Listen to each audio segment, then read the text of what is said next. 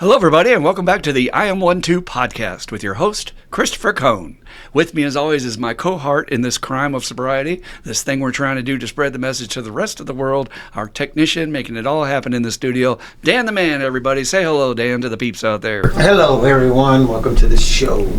We are so glad you're joining us today because we're going to share a very special topic that if you've never experienced, you don't know what you're missing in life, and I promise you, you're going to get some juice out of this, and hopefully if you end up doing such a thing, you will get even more juice than you ever expected. It's called retreat, and I had no idea when I was starting out that was going to be a big part of my sobriety journey, and we're going to share what's available by incorporating that in your spiritual development.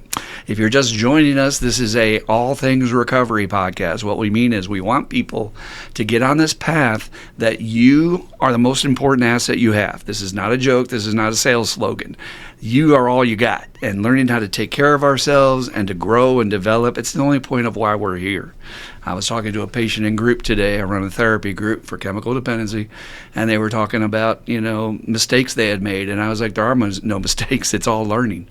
You wouldn't know that about yourself had you not gone through that. And they're beating themselves up. And I'm like, no, that's not useful. It's more important to say, okay, I learned from that. I'm not going to do that again. Because what do most human beings do? They repeat their stuff over and over and over. And you might be one of those.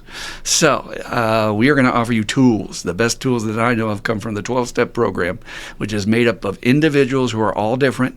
And they're all living different walks of life. And they're all going out there like an experiment and incorporating these tools and principles in their life. And they're coming back and saying, hey, man, I got this result when I tried this, and it worked out fabulous. And then I got this result when I did this, and it really went to hell. And we learn over 90 years of recovery history now. Just celebrated, right? In June 10th, the 90th anniversary of Alcoholics Anonymous. And this 12-step program there's a meeting out for anything you got out there, except what Dan and I jokingly say, the so-called normal people, which is our goal to start with the I Am 1-2 movement. And I Am 1-2 means I too am a suffering human being searching out tools and support so that I can have a better experience of life on this planet. That's all it means. So we're going to have a book by the end of the year. I'm rewriting things and getting it done, and I'm very excited. So stay tuned. But in the meantime, get as much as you can on this podcast and find a support group. Find someone else that's ready to go on that journey of saying, what happened to me? Why is my life the way it is? It's not by accident. It's actually by design. There's a lot of things controlling us that our ego tells us, no, I'm not, nothing controls me, I'm in charge. No, you're not. And so doing recovery, you get these tools like inventory and stuff to find out your influences and what really messed you up and change it. Believe it or not, you don't have to live the rest of your life the way you've lived it so far. It's a miracle cure in my book. You name me one other methodology, from Buddhism to yoga to karate, martial arts, whatever discipline you want, that in 4 to 6 months can literally change your entire path on earth. No exaggeration. And it's free. Really? I don't have to pay for classes? Nope. So join us, as my friend Travis says, the Marine, join us. All right, let's talk about this topic of retreat, which I didn't understand at all what the hell this is all about.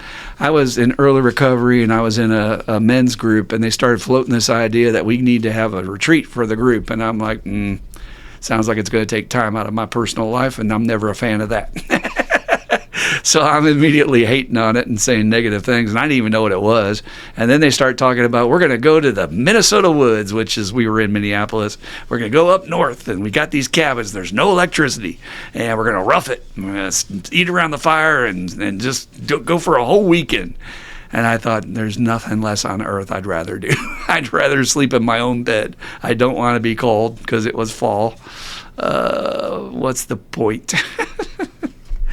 But I don't know. For some reason, I went, and I'm going to save the juice for going in the later part of the podcast, but because I want to talk about what retreat means and what the history is at first. But I just want you to know that it became something that was a regular practice for me. Of all the men's groups I've been in, I've participated in retreats. My top spiritual teacher used to have a retreat once a year for teaching, and there's nothing better to refresh and rejuvenate and come back. As we did this last weekend with our friend Dan, who held his retreat. We all came back with the juice, and we want that for you as well. So let's talk a little bit about the history of retreat and where it comes from. And, obviously it starts a little bit out of the religious institutions. the history's all over the map depending on what branch of faith you talk about. Like if you look up Christianity, it starts here. If you look up Hinduism, it starts here. So without getting to the minutia, I looked up some questions I had about retreat when I was first starting out. And the question I put into the old Google was, well, what's the main purpose of going to a retreat? And I came up with some really good answers on some things. So the first thing that came out says to get out of your ordinary. Now, I didn't know that was bad. Being in my ordinary, to me, is comfortable. Being in my ordinary is something I'm used to. So I'm like, well, why would I want to get out of that? For God's sakes, I fight hard to have stability and calmness in my life. And say, nope, you need to occasionally get out of your ordinary to shift your perspective. Nothing new can come in if you're just doing the same old, day in, day out. And a lot of people out there are dying from that routine. I know. I get them in group. They work for a company they hate. And they're coming in saying, all I do is go to work and drink, go to work and smoke weed. Day in, day out. Get out of your ordinary. Second definition said to remove yourself from your routine so you may remove yourself from your bad habits and ruts. Now, you've heard me say before, you followers of the podcast, that my spiritual teacher said the difference between a rut and a grave is the depth of it, which means they're both really bad. And it's easy to get stuck in this rut where you just come home and practice your bad habits and you're not growing, you're not incorporating new people into your life, you're not having new experiences, and you're bored and your soul's dying and you don't know why you're depressed. So again, to remove yourself from your routine so that you may remove yourself from your bad habits and ruts, right? When I'm on retreat, I'm at Dad's cabin in the middle of nowhere. I can't turn on the TV. There's no electricity. There's no cell signal, so I can't get on my cell phone. That's a killer for most people. And Dan will talk about that in a second when they hear, what? No cell phone? I can't do that. But it turns out to be a blessing in the long run. Then they got into some a little bit on the religious side, and I'm just going to come at it from the Western view, which is mostly Christianity, not to disrespect any other faiths or followings, but I think a lot of people can relate to what they've been taught as a child and things. There is a mention of retreat, they said in Bible talk, when it says, be still and know that I am God. Now, we've all heard that quote, but do we really ponder and meditate on the meaning of it? That in order to have any experience of the presence. And by the way, spirituality is all experience. It is not the head. It is the heart. You cannot think your way into being spiritual. You can read all these books, go to all these trainings. You cannot get it that way. It doesn't work. You have to experience spirituality. And what does that mean? That means I have to clear shit away to make room for God to come in, because otherwise I won't feel nothing. I'll be so consumed with self and my problems and what I'm thinking about that I won't experience. Even if God himself came in front of me and said, here I am right here, I would totally miss it because I'm up in ego, I'm up in self. So be still and know, experience the experience of God. And then Jesus said to the apostles, and I love the way he worded this because I'm a writer, so I'm always looking for twists. And he says, come aside and rest a while. That's what he said to the apostles. Now, what does that mean? Well, supposedly, right, Jesus is the Son of God. So supposedly, he's saying, come aside, God. Come dwell in me. Come spend some time in my shadow, my presence here, and I will protect you, and you can rest a while. Come aside. How many times do we even say that in today's language? We say, come over here. But come aside. I don't know. I just thought that was really beautiful. Rest in my God energy. Rest in my presence. Another reason to do retreats, purpose, spend time in silent reflection for examination of conscience, meaning that if you have issues in your life that are troubling you, it can give you a different perspective to spend time. Just because you're in a different environment, just because you're having different experiences, it can shift your viewpoints that suddenly answers can come to you that you were blind to and couldn't get before. And another definition was a definite set-aside amount of time spent away from one's normal life for the purpose of reconnecting with your own spirituality. Not to go there and learn more talk, not to go there and become a better fifth step big book thumper. A lot of people go to retreats for that and they get caught up taking notes and all that stuff. That's not the point. The purpose of reconnecting with your own spirituality. I will say that even on Dan's retreat, a lot of guys go fishing, they have fun, they fellowship. Nothing wrong with that. But I'm a big believer that if you go on a retreat, you better peel away from everybody else for a while and just go in the woods by yourself.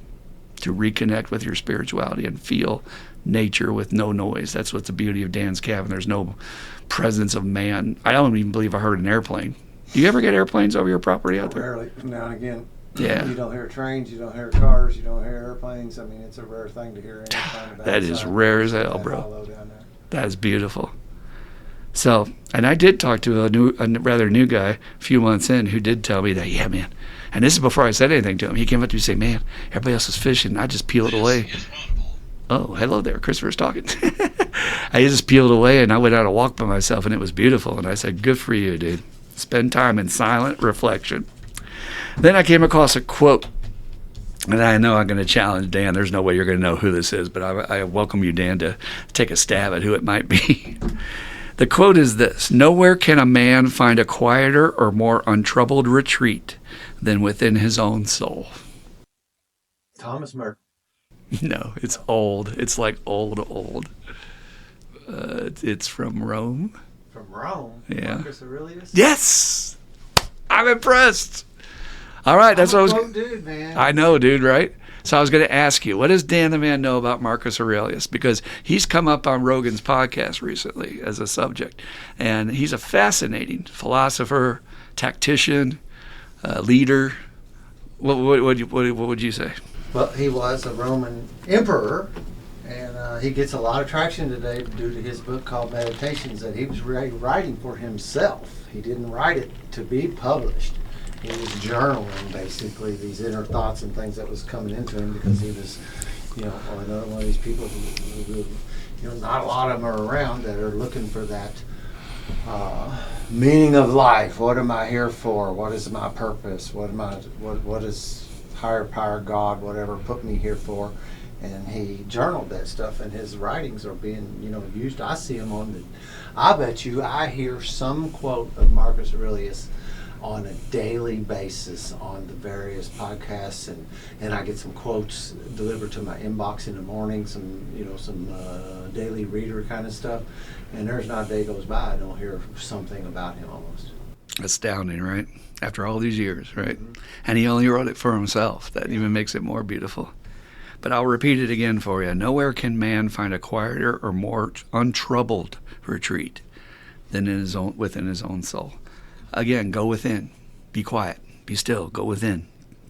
And sometimes I'm retreating and get so busy playing, you don't get that. Yeah. You come away without any rest. So, especially if you don't do that on any kind of regular basis in your personal life. There's a fair amount of guys down there that actually do that on their own, me included, where I get some of that time. So I don't really do that while I'm down there. Plus, I'm playing a role as the host and whatnot. But I hear you. I'm with you. I like that a bunch. I'm not even got my goddamn microphone in front of me. I'm looking over and I don't see no sound waves for me. I hope you all be able to hear me, but I wasn't very loud in the very beginning. Do you think it's okay? Oh, yeah, they'll still hear me. It'll just be a little quiet, okay. And I may be able to do some clipping. Sorry to play with your all's volume knob, guys. Yeah, clip it and maybe be able to jack me up a little bit during those times. Might be a little bit, not quite the quality we're used to, but you'll be able to hear me. But yeah, and I should probably, I'm out and I make notes of what goes well and what maybe I want to add to next year. This year I didn't do something. I do every year, and it surprised some people. But to encourage people to move off by themselves, at some level there's a piece of me. Well, actually this year I actually encourage people to not go anywhere by themselves. I did that. Now that I think about it. Because what does happen is sometimes people will isolate and they will there's inevitably, and it didn't happen this year. This year was a really anomaly in a number of ways that normally there will be at least one guy who you see constantly separating from the group and going off and being by himself. And it's not in a healthy kind of way, not like what you're explaining. It's more of that, that whatever isolating. It is in us, that isolating that goes down, I'm not going to name names, but there was a guy that I constantly, a couple years ago, was always on the front porch smoking by himself. And everybody else was in the backyard. And you could sit in the backyard and smoke too. It's okay. And he would put that out there. Well, I wanted a cigarette. Well, you can smoking a cigarette out there too. And I know what it was, and I kept on nudging him back and nudging him back and nudging him back, and he's gone now. I don't know what he's up to. That's a shame. Saw another guy last year that kept on wandering off in the direction, and sometimes I see them going in the direction where you get cell service. Mm-hmm. And I kind of know what they're doing. Well, this guy was going the other way, and I hit him one time last year and asked him what he was doing. He said he was checking his phone, and I didn't confront him like, there ain't no phone service down there, brother. Best laid plans of alcoholics. Yeah, you're walking away from the phone service, man. And turned out, he had got honest again with us not too long ago, and, he was off using down the damn trail. That's too bad. And he didn't admit that to me, but he admitted that he was using at the retreat last year, and I was like, that's what he was doing, disappearing all the time. So that's a little bit, matters where you're at. If you're in a good place, I really would encourage you to go sit by yourself up against the biggest tree you can find, soak up some of that energy, and sit alone. Now, the other term with retreat that has always fascinated me, and I think I may have been introduced to this in my just reading adventures more than the word retreat, is the word pilgrimage. And I remember hearing this story a long time ago, and so the details are fuzzy, but I believe it was devout Muslims on their way to Mecca, or it could have been Hindus. It's somebody, so forgive me. But not only would they walk like hundreds of miles and spend months on their way to the holy destination as a sacrifice to get there, but they would stop every 5 steps or whatever and do the prostrations down to the west or whatever, towards the Mecca site or whatever, down to the ground in the dirt, and then get up and do that.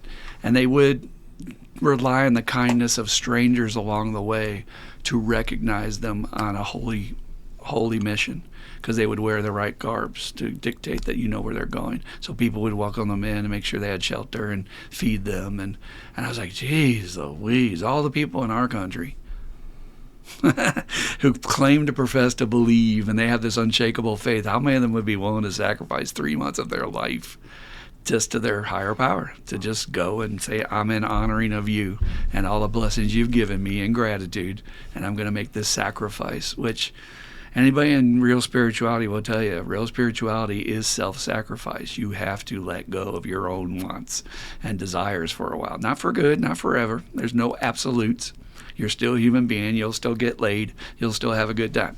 But for a while, you need to put that aside and see if you can't just dedicate yourself to your idea of spirituality. Have you ever heard any of those stories before? I have. Yeah. I had a podcast guest on not long ago that went on one of them and talked about it.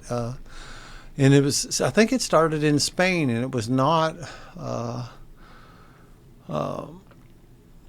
it was not the one that I hear about, and I can't pull it out of my ear or out of my head at the moment. I know there's one where people do it, and the Muslims have a big one, and I think that's on the way to Mecca. Yeah, to Mecca, but this was something else, and it was more of a Roman Catholic thing, and they went through, I think, Spain and Italy, and it was like 6 weeks or something, 8 weeks of walking and relying on the people along the path for your sustenance and stuff, and your room and board. And sometimes they were sleeping out on the ground on a blanket.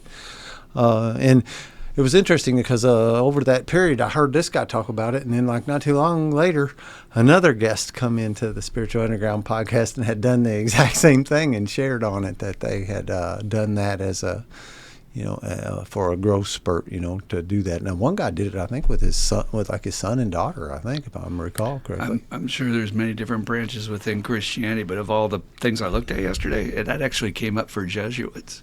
Maybe that was what it was. Do that, yeah. Maybe that's what it was. Yeah, it's interesting. I can't remember who it was. It has a romantic, I'm not saying I could do it, but it has a romantic taste to it to me. It does.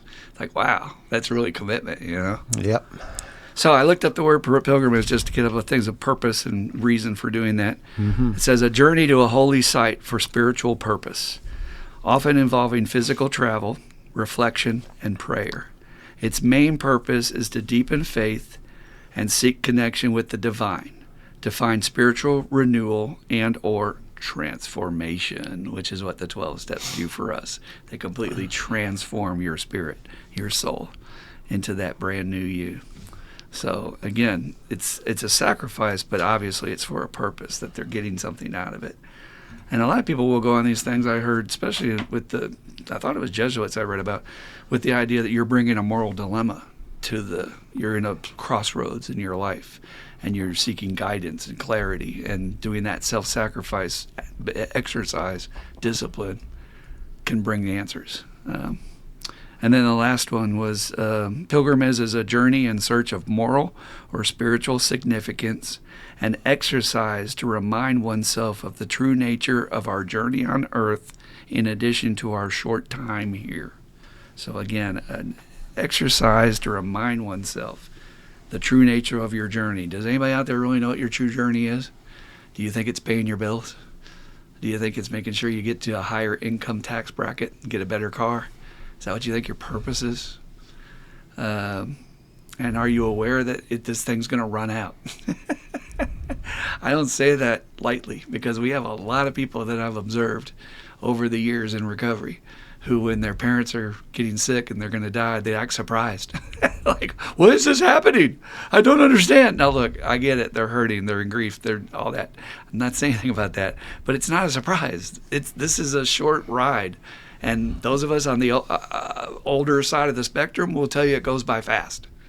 Faster than you think. And I heard that old people say that too. I didn't believe them because I was bored in my 20s and thinking I wish time would speed up.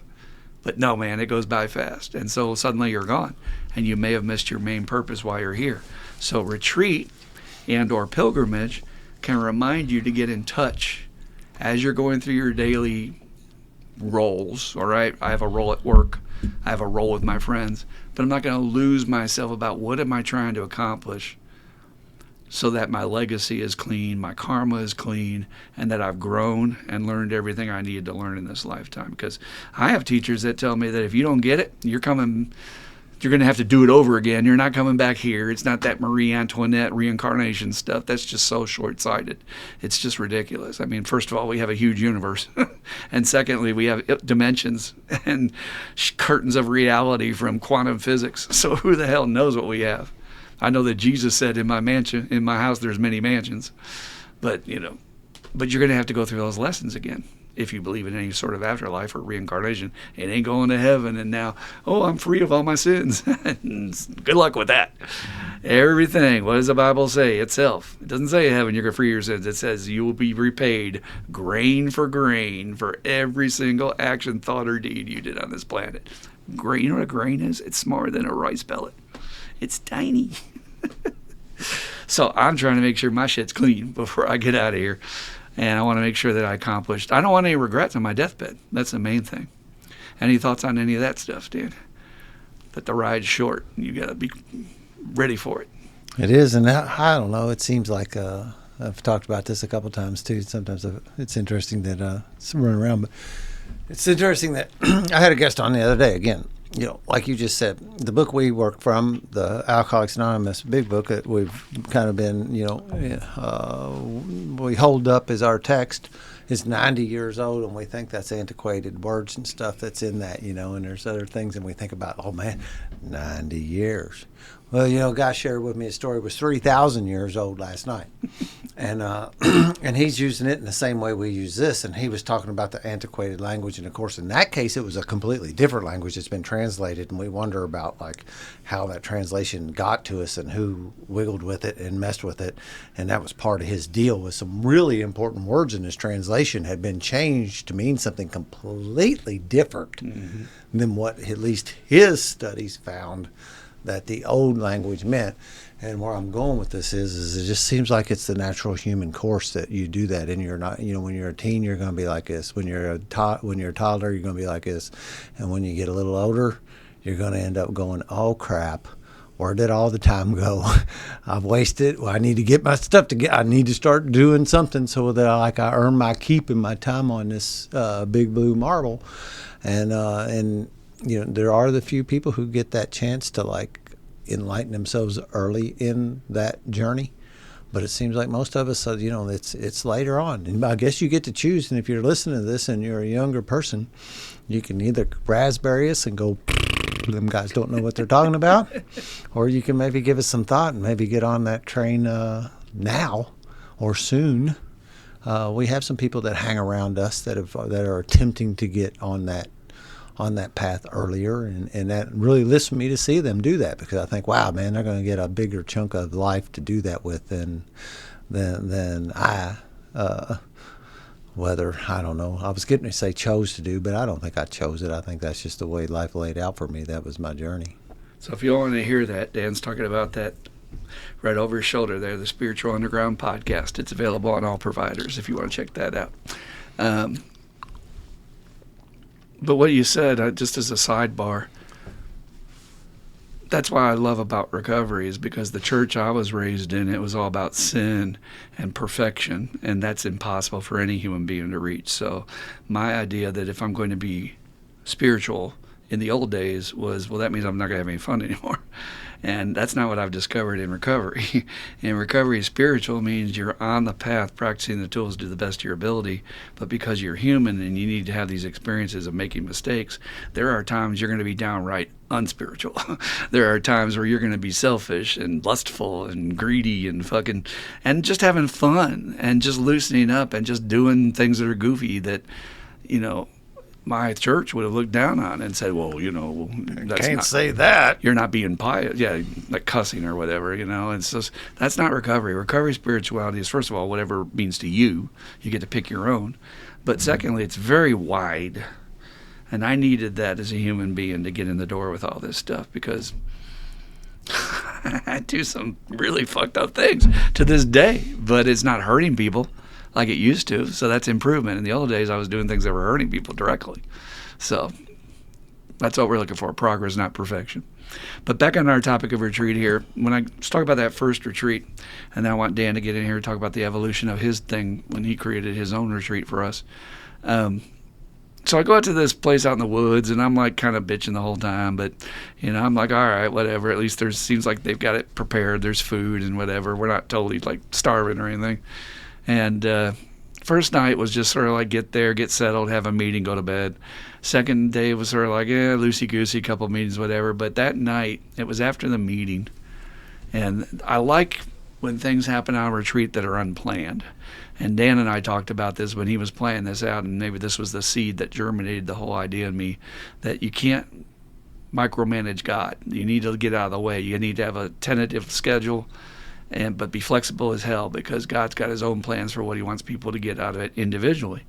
So, you know, like you said, even though some people going away doing what they're doing, maybe that's what that dude needs to do that weekend. I don't know.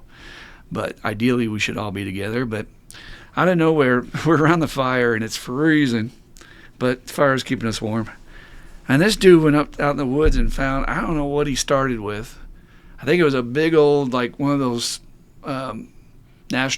state national park trash cans, and a big old stick, and he just brought it into the circle and just sat there. We're like, what is he doing? And he just starts going boom, boom, and just started, just because he felt like it. I don't think he was planning on anything. And I was like, an instant, everybody got it. Get a fucking instrument, whatever it is. And everybody scrambled, and we all ran to the cabins. We ran to this there looking for shit we could either just make noise with, kazoos, or bang it on shit, or whatever we could find. And we just went to town. There was this spontaneous explosion of rhythm and tempo and self-expression. I don't know how long it went on. It seemed like a pretty damn long time. Less than an hour, but pretty long. And there was a bond that came out of that experience that was my first reunification with my male side that I never got from my father. And so many of us alcoholics grew up without a father figure in our life that was solid and stable and there for us. And if he was, then he didn't have the skills to break down and show emotion or to teach us certain things like sex. So we had to figure it out for ourselves. But that bond I hadn't really felt with other men, even though I'd been in this men's group for a couple of years. And we decided to stay with it because we were afraid to go to bed like it would be broken. So we stayed up and we got down by the lake with our sleeping bags around us, freezing cold, and watched the sun come up with the loons and the fog on the lake. And again, that's a memory I will treasure the rest of my life. And it sounds stupid to anybody you're telling it to because they weren't there. But to me, as I said, spirituality is experiential. It's one of those memories I'll put in my top 20 at least. Hard to say 10, but top 20 maybe, of things that helped me on my path of sobriety. But I wouldn't have done it had I not made that sacrifice that I'm going to be open-minded and go check this thing out and just suit up and show up. I'm just going to do it. And over the years, I've been to many different retreats. There's an Abbey Gethsemane down here in Bardstown, Kentucky, about over an hour away, with the Trappist monks, where Thomas Merton, famous writer, philosopher, brought the Eastern religion to the West and blended it. And they still have that dialogue of faith to this day. Became great friends with the Dalai Lama. And I mean, like I said, I've been on other ones, like being able to spend 10 days with the Dalai Lama himself. And I'll wait to talk about that after Dan talks about his retreat. But if you don't say yes, your brain or your ego is going to talk you out of it. And I see guys when Dan's offering it, and they're trying to say, what is this exactly? And how long do I have to be there? And, and now he's gotten more flexible. Now Dan's like, well, come for when you can. But it was pretty strict in the old days. You could be there the whole time. But anyways, I want to get Dan in here to talk about his experience with, what made you even come up with the idea of having a retreat? The first year I was at the Spiritual Underground, which is our home group. Our home group, our men's home group. They were having a retreat, a day-long potluck retreat at Bernheim Forest. I had an ankle bracelet on, and there was 3 counties that I must stay in with my ankle bracelet. And the only reason, it should have only been 2 over here, but because I worked in Jefferson County, Kentucky, they included that to allow me to continue to go to work. But Bernheim Forest was just right. I mean, it's just right across the Jefferson County line into this county called Bullitt County. And when I went to ask, 98%, I don't know what it is, but it's a very high percentage of stuff that they allowed me to go to. But this one they wouldn't. They said no, and I think it's a little bit of that, like they can't let you do everything. So once in a while they got to put their foot down on you. So I didn't get to go. And everybody came back and shared about it. And one of the things, was talking about great, but what I heard was a couple people talking about the lack of privacy. And that, there was people walking around in the forest, because it's a public place. And they were, trying to have a meeting, and dog walkers was walking up going, what y'all doing? I don't know that to be necessarily, but I do recall I think that did happen.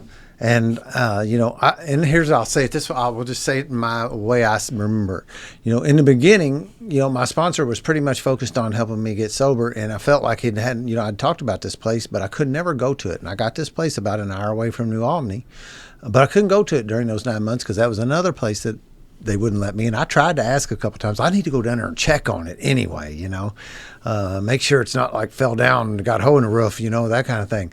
And they were like, nope, nope, nope. But after that retreat, I told my sponsor, I said, hey, I got this place we could go that would be private. I don't know if people would want to drive a whole hour to go down there and da-da-da. And hour and a half from Louisville. Yeah, from Louisville. And let me background it here. So this is a cabin that Dan built with his father and his brother while he was growing up. So it has deep significance to him and his family. Yeah, 1999, my brother and my dad built this cabin. I was 30 then. And it did. And I built it on dope and booze. And I tell my favorite story is that I was stood up on top like a 10-foot wall that's 7 inches wide, driving 12-inch spikes from one log into the next log with a 10-pound sledgehammer, with a beer balanced on the log behind me, and you had to keep an eye on it because every time you hit that spike, that beer would move a little bit, and if you were on your game, you would get it moved back to the middle of the log, and once in a while you'd miss it, and off it would go, and everybody would boo you. Oh man, alcohol abuse, all that. You spilt it. Throw me another one. Boom. All right, pop it and open and start over again. And you're such a gadget guy. They sell those hip things where you could just put sure, but we weren't doing any of that, man. We were John Henry slinging hammers and running saws, and getting stuff done, And I don't know that they had those things 30 years ago. Possibly. Anyway, that's where the cabin come about, and I like to always tell this other thing. I've showed my dad one time. I show him the pictures from the retreat every time, and he had pointed at a picture where it started raining, and there was 14 guys sitting across the front of that 40-foot long, 20 by 40, 40-foot long front porch in chairs. And Dad looked at it and he said, "That's exactly what that place is for. And he loves to see us going down there doing that and seeing all these guys go down. He gets tickled. I come back and give him a full report on it. But anyway, that's how it all began. And, 15 or so guys come down, and we did Saturday to noon to Sunday to noon. And I was probably 18 months sober and had, I'll say it this way. I had no business operating, running a retreat, but I had Christopher by my side and Darren by my side and these other men that could help me put this together because I didn't have any idea. Though, some nasty old grumpy old timer. Well, I just didn't know anything about it. I had no knowledge or experience really to do it. But I drew from other people. I understand that. But when you're 18 months or less sober, and you're trying to get, you're trying to come up from that crash and burn, and you think you're going to be like hosting in a retreat.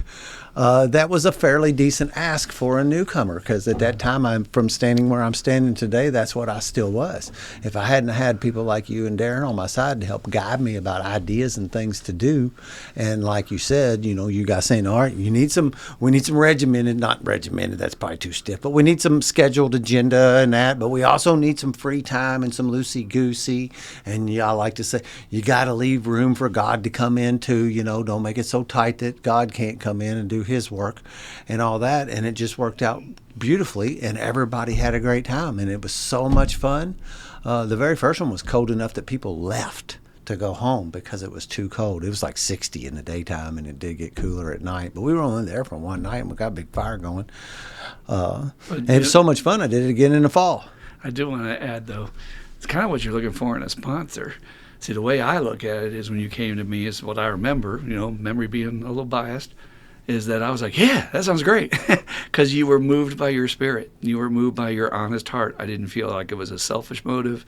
It wasn't a look at me. It was a genuine wanting to help because we didn't have a place to go.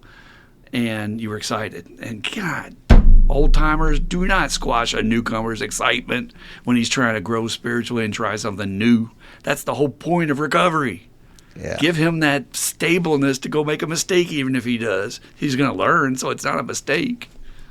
Yep, and it was great. It's another one of these, it's definitely on my miracle list. And this particular one, just last weekend as of this recording, was the 11th one, because the first 2 years I did one in the spring and the fall, and then it was like, whoa, this is getting, it took a little of the special out of it too. Like, it's more special when it's once a year. Yeah. Everybody's looking forward to it, and it rolls, the years roll like we just shared earlier about the time moving faster and faster.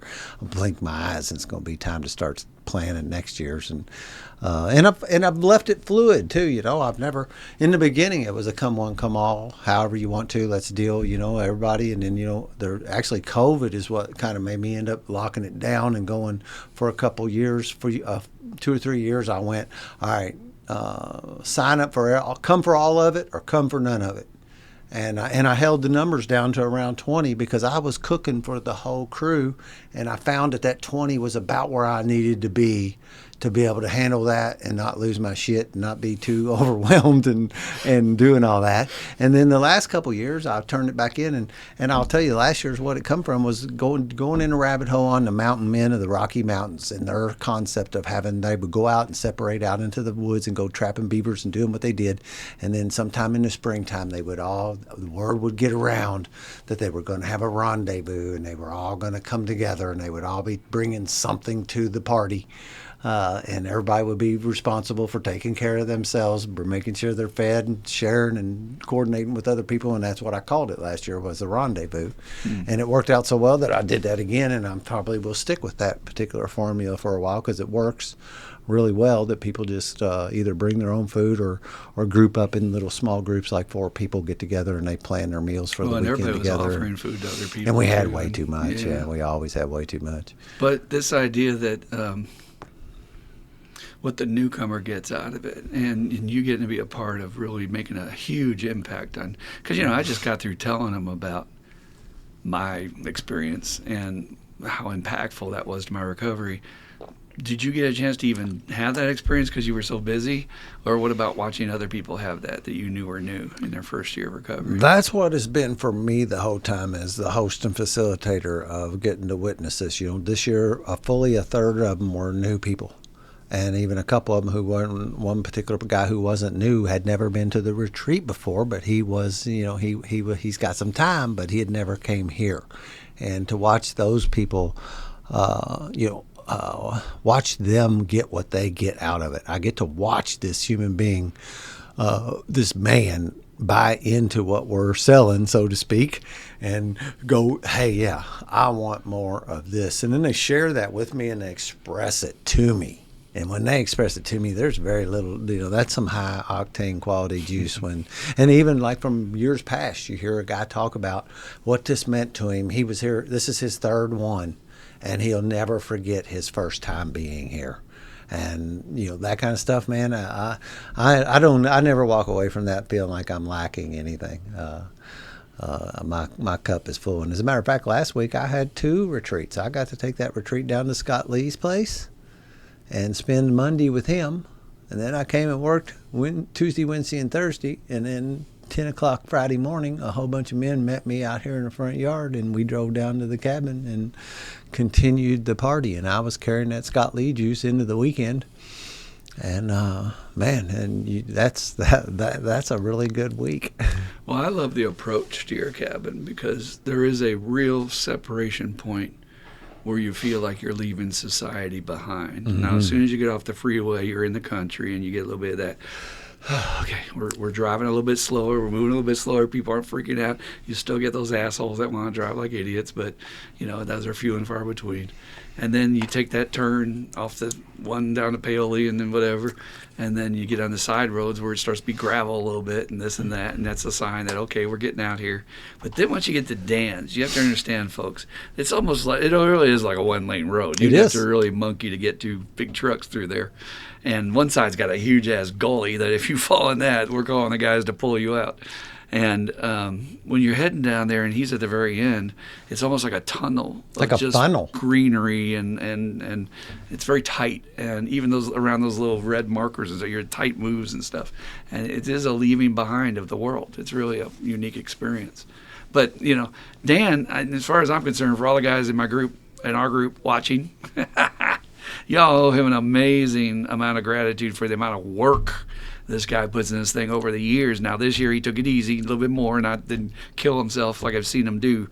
But we're literally talking about him managing everything, making sure the power's on because it went out the generator, but he's got the stove going and he's making his breakfast and he's doing all this stuff. And he's got all this gear hanging from his belt and he's fucking getting it done. And I don't know why I was thinking this, but I always think of like Cookie from those old westerns, around the fire. He's getting it all fucking done, but don't fuck with him. Don't fucking get in his routine because he'll fucking yell at you. And Dan was like that. You can touch this. Don't you get the fucking hand on me. That's his thing. And just having fun, it's just guys cutting up and seeing the newcomers loosen up and getting to see old timers are the same as them, that they talk ornery and they say wrong things too. Yep. You can see them loosen up, like, oh, he's not like all stiff and old and shit, because people get weird ideas when they just look at you, Yep. And I used to, kind of do the whole thing, and now, I've learned over time that I assign different things to different people and allow people to help me, and let Charlie do the yoga and let Shane do a meditation, and Ross jumps in. And this year, I usually give the Sunday morning thing to somebody different every year and see what they can bring to the table. And it's it's hard to say, and I said this at the closing too, that we tend to think the thing that we're doing right now is the best one. The most recent memory is the most potent one.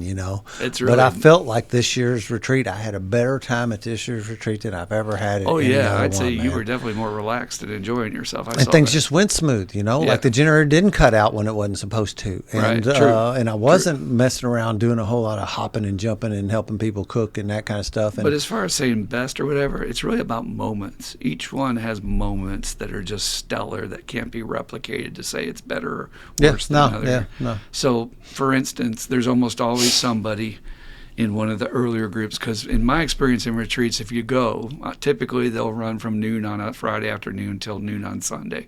That is just a typical time. I've almost always, those have been the times for everyone I've been to. And by Friday, everybody's just get settled in, trying to shake off that energy of the work and their family. And Saturday, they're loosening up, they're bonding, they're having fun. And then usually in that meeting in the afternoon or at night, well, before night, there's usually a guy that gets goosed by the Holy Spirit to just drop a bomb of something they're struggling with. And it changes the entire like we all felt that shift this year when one of our friends just opened up, and the guy ends up apologizing, and we're like, "What are you?" Hold on a minute. It's what alcoholics and addicts do, man. We're so self-critical, guys. Just you brought the whole juice for the whole meeting, and didn't you see how many people related and responded and thanked you for what you said because they have the same stuff. And so that started it. And then, of course, we went through the whole routine Saturday night until the last meeting where people get to double dip. And people get up and start getting like real honest about real shit. And that saves lives. I think dumping that, a lot of the stuff that I've heard in Fifth Steps over the years and heard people just being tortured by. So if you're being tortured by something out there, please hear this. It's nothing. You've built it up into this monster in your head from your training and your background, your church, whatever is in your trash can of your past. But it's nothing compared to what you've built yourself into in terms of guilt, shame, and self-recrimination. So, to be able to give that gift to someone and say, well, typically in therapy, more people have this in our group, and alcoholics and addicts, the percentages of most people who have this in their background is this, and I could see the weight of all that start to drop off our friend, and it's just like, that's the only way we get free. For anybody that's out there struggling, you've got to share your burden with someone else. Yep. And then don't apologize. There's no apologizing. Go ahead. It's hard for people not to, though. I get it. It's a funny guys. thing we do. I'm sorry, guys. I just want to read yours and slap them. Yeah. I love you, man, but stop being sorry. Yeah, no apologies, man. Don't be making. But what happens usually is there's a domino effect when somebody, inevitably every year at some point during it, and sometimes it's been the Sunday meeting where it happened. Mm-hmm. Yeah. But here. at some point during the weekend, somebody will drop a bomb and get, like you said, the Spirit will move them to share something, and then then the Me Too thing happens, and this guy over here who's been sitting on his thing is able to, say, hey, I got something like that too, and he'll be able to get loose of it, and there's a domino effect that happens where people will do that, and then there's some other people that'll say, yeah, I can get it, man, I've done that too, but it was not weighing on that guy, but he's, able to allow this other guy to know that, hey, what you did ain't that big a deal, we've all done it. A whole bunch of us have that same thing, and you watch that whole healing atmosphere come over to the place. Dogman always talked about a purple bubble, and he did such a wonderful job on the Sunday meeting. And what Dogman did actually is he had the Sunday morning, and it's taken me some time to just process it, but he started his process before we ever went, asking questions and laying some groundwork before the retreat. And then he built it through the weekend, and it was a crescendo on Sunday. But he talked about a big purple. You talked about driving back in there and how it feels like you're going down into this tunnel, this funnel, and it feels real safe back in there because you have left everything so far behind, and that little journey to get there is kind of like a mini pilgrimage as you make your way back in there. And and he talked about this big purple bubble that surrounds the place when we all join up down there, and it creates a safe atmosphere. It's this safe container concept, which I do try to, I begin that when I do my opening ceremony on Friday, that we're going to start building that safe container right now so that people feel safe to do it, and then he went on to talk about, as we leave, we're leaving that safe bubble too, so, get ready for that, because at some level the world is forces out there. When we bust out of there, man, it's inevitable that something tries to poke a hole in your juice as you leave, and we get to talk about that with new guys and prepare them for that as they get out of there too. It's just really cool to living in the bubble in a different perspective. We don't even know it's a bubble, and I had that experience real powerfully coming back with this angel I met on a retreat one time, and we were in the middle of nowhere, and when we were coming back, we could feel civilization slowly encroaching, and that energy of traffic and people driving faster, and it was sad. She started to cry, and we just looked at each other. We could both feel it, that it was like we're leaving all that behind, and now we're back in the matrix. And we don't even see it as a matrix. We just go along and say, well, what are you talking about? That's just, I go to work every day. It's what it doesn't make it real. It doesn't make it normal. But it literally takes that long to shake off the shadow of that role and that energy till Sunday morning. You're right. Most of the breakthroughs, most of the guys I've seen have is on Sunday morning. It takes them that long to let it go. So, for the people who are new and haven't done it, like a veteran like me, just coming in for one day or something like that, you're not going to get the same payoff. You can't. Yep, the people that come for a few hours, you know, that's, yep. And I'll tell you, those people that made those breakthroughs, they'd showed up around noon on Friday. Mm-hmm. They've been there for quite some time already and had settled in and understood. And God had time to do some surgery on and get them ready for that. Right. You know what I mean? Yep, exactly. And so there is this concept that I've watched very closely in recovery, and maybe we should talk about it sometime as a full podcast, but I think one of the most vital things for us to get a higher power to be active in our life is for us to make demonstrations. And if you read the AA Big Book, Bill's talking about constantly we're going to make our demonstration, which is our fifth step. We're going to do with our sponsor and our higher power. We're going to demonstrate that we're going to get clean with all of our stories, tell the truth. Then we're going to demonstrate with our enemies that we are seeking forgiveness and we want to forgive them by making amends. And so sacrifice, right? And without sacrifice, you don't get anything. And we have this weird consumer culture idea in America that I can buy A, happiness, but also B, my spirituality because I go to church. Well, that's not enough of a sacrifice. Sometimes it can be if you don't really want to go, I get it. But if that's a routine, we're talking about with retreat and pilgrimage, you're going way out of your comfort zone. And I agree 100%, Dan. I get uncomfortable sometimes driving out there by myself. And I know it's a function of growing a little bit older and thinking, what if I have a flat tire? Because, I don't even know if I'm going to have self-service. I'm pretty good now. I've gotten pretty good. But at night, it's weird. Being out in the middle of blackness, even though you know where you're going. And I had Justin following me out. So I was like the guide dog. I was a navigator showing him the way. And I was like, it's funny how you get disoriented. You can actually get disoriented just because it's so dark out here. And you're looking at these trees and it's like, wait a minute, am I going the right way? Did I take the wrong turn? Because it's a little left and it's a little right, and there's a little left, it's a little right. And, suddenly you hit the highway and you're like, okay, cool, I think I'm in the right path. But it's a little scary, a little bit different. Can be, yeah. Well, we joke in my group. I have a lot of people that grew up in the hood in my group right now. And we joke, hey, man, the hood ain't got nothing on the country. If you're out in the middle of the country of nowhere, it's way scarier. There ain't nobody to help you there. Did you hear the guys talking about going on the walk? What happened? Oh, man. So a few of them get up on Saturday morning and they go for a walk. These guys who are going to Colorado are trying to put on some miles and stuff, and they're walking out the road, and a guy pulls up one of them side-by-side four-wheeler things, and he's got a half-dead raccoon in the thing with him, and he reaches over in the passenger seat and he picks up his half-dead raccoon and asks these guys if they want a raccoon. And I told him, I said, there's some places, like around here specifically, people will look at Kentucky and like West Virginia and talk about like hillbillies, country folks, some real Appalachian type folks, man, and I will put my Orange County, Indiana friends up against those Kentucky and West Virginia ones just about any time. Let me explain the way I heard it. So they're huffing it, and this guy comes at them this way, and it's more like a mule, like your kind of thing. Yeah, it's a side by side. Yeah. Okay, and he's going, and he flies past him, but he gives him a look. And it was one of those, hey, boy, what you doing around here delivering looks the way they felt it. And they were like, oh, shit, I hear the banjo. This is not good. And the guy made a U-ey at some point and comes back.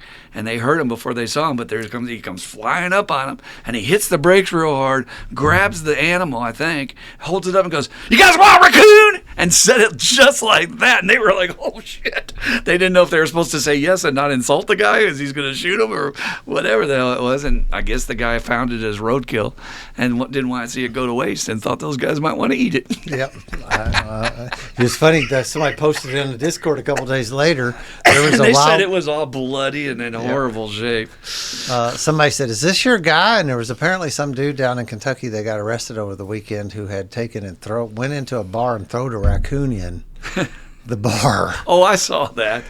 I didn't read all the details about it, but he was definitely one of us. How you get two raccoon stories? He got 86th from the joint, and I guess he's a drinker, was what they're kind of saying, something vague about that. And yeah, he just decided to let a live raccoon loose, and people got hurt. One person very seriously actually got injured by this thing. Yeah, so he's facing some serious charges right now. But the picture was worth 1,000 words because they showed his mugshot. He's sitting there going. Yeah. Like he's all fucking like, yeah, I did it. I did it. And Yeah. he looks a little glazed in his eyes, like he had a little alcohol buzz going on. Yeah. It's You know, funny, one dude. guy told me this weekend, and he shared a new guy said that when he heard that there was no cell phone service down there, he was like, "Oh man, I don't know how I'm gonna do this." You know, like he was almost thinking about not coming because he wasn't going to have cell phone service. That was enough to tell him to not come. And he said, "Man, I got down here and I hadn't even thought about my phone." He says, "As a matter of fact, I think I took one picture. I wish I'd actually took some more pictures." But he totally forgot about it. That was on the Sunday morning share about completely, he was able to come down there and check out. Super cool. You just talking about mistakes. Scott Lee puts that in a positive kind of way of like our job is to make mistakes, but the deal is the job is not fulfilled unless we learn from them and do our best not to repeat those mistakes. So our job is to continually make mistakes so that we can learn and make a higher quality of mistake and a higher and not repeat those patterns of those earlier mistakes. I like that. It gets me off the hook of having to try and be perfect. So very similar to the movie Yes Man, where Jim Carrey went to a seminar and the guy kind of hypnotized him into saying yes to everything. And it changed his whole life, but not for the better because, you don't want to say yes to everything. But you're going to have opportunities in your recovery journey where you're going to be offered new experiences. And if you don't say yes, you may miss out on some of the most important things in your entire life's path. And I'm not exaggerating this. Quick story. I was standing in this art gallery I was working in downtown Louisville. And this fellow walked in and he was looking around. I just started small talking with him. It turns out he was a musician. Well, I have some background in music, love music. It's a passion of mine. So we got into talking and sharing our favorites, and this and that. And it turns out he's a cellist. And he says, "You know what? I'm working on this project where I want to meld Gregorian chant with Tibetan chant and music. And I'm going to write original music. And I'm recording in all these sacred spots in Kentucky. And you should come and write about it," because I was writing at the time. And I said, "Okay, well, I didn't even know what it was. I didn't know what it entails." It was a full week's commitment. And I said yes. I don't know why, but I just said yes. And then immediately thought, "Oh, God, what did I get myself into? I don't know any of these people. Why am I doing this?" Well, this took me on a journey of being introduced, not just through talk and YouTube about Buddhism, but actually spending time with Buddhist monks and being able to interview them for the article and this and that and hear what's really going on in Tibet and the horrors they had to live with and still walk this spiritual program where they forgive people and understand these people are suffering that are killing their children. It's just amazing. I can't even get with that level of spirituality. And then that led me to being invited to come to spend 10 days with the Dalai Lama, His Holiness, through this thing called the Kala Chakra ceremony, because his brother is a professor at Indiana University. And it was a full 10 days. And I was like, "Well, you got to be kidding me. What, we're going to sit there and just listen to lectures and chanting?" Yeah, kind of. And I get there and really interesting thing about the Buddhists that I always look for little signs, especially to put in my writing. And if you got your tickets first, you're in the back row. If you got your tickets last, you were close to the front. So my tickets were like right in the center, like 10 rows, right head to head with His Holiness. And I look over here, and here's Richard Gere over here, and here's another famous person. And I'm like going, "Okay, how'd I get here?" And I had experiences on that journey and met people I never would have met before. And that is in my top 10, possibly top 5, that I will always treasure and remember when I'm at my deathbed. And I would have said no otherwise. In my old life, I would say, "That sounds great, man, but I don't know, that sounds a little hardcore for me. I don't know where I'm going and whether or not you got a room for me and blah, blah, blah." And it all worked out. I just said yes, and it all worked out. And that's where I met my friend. Strange story. We're laying in this cabin around Mammoth Cave because he got permission to record in Mammoth Cave.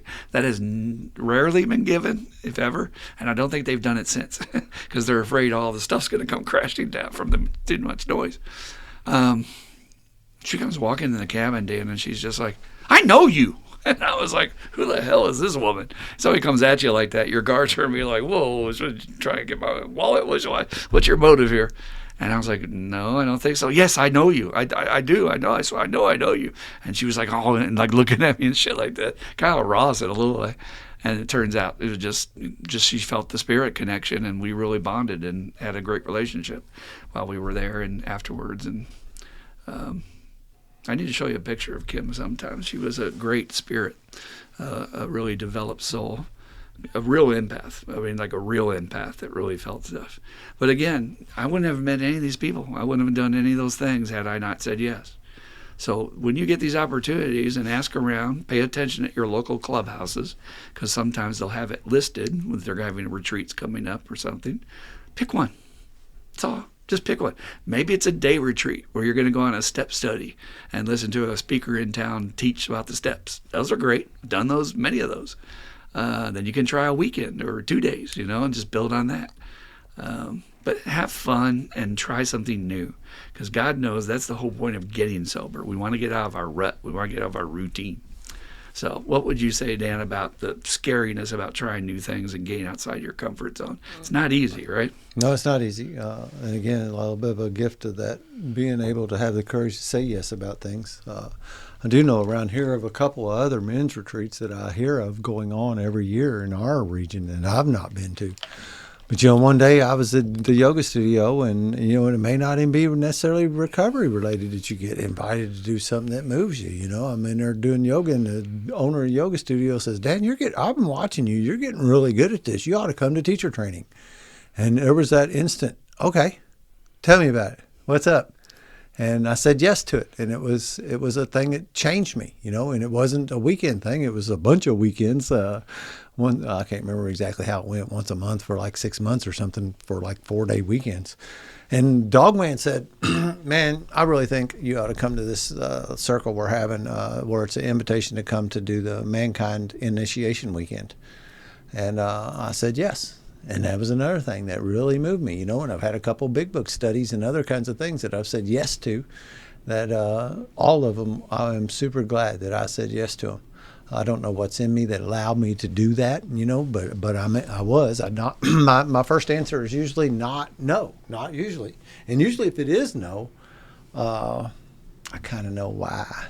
So I follow that too. But it's a lot of cool things, and like what you're talking about, these things are in my top 10 too, of items that I said yes to that, man, I am glad I got to experience those things, and they moved me, ultimately. I don't know if this is exactly right, but it leveled up my recovery. I kept on a little bit more closer to the spirit, a little bit more closer to the spirit, a little bit more closer to the spirit. Every time it's just a little step up, and saying no doesn't seem to do that.